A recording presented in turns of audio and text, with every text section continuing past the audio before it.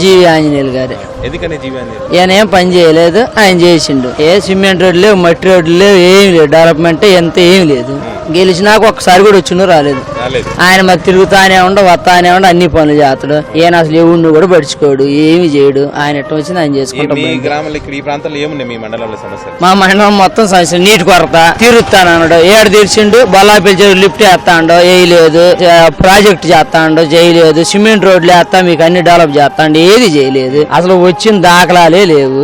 మరి ఆంజనేయులు గారు ఉన్నప్పుడు సిమెంట్ రోడ్లు వేసిండు, చెరువులు బాగు చేసిండు, అన్ని చేసిండు.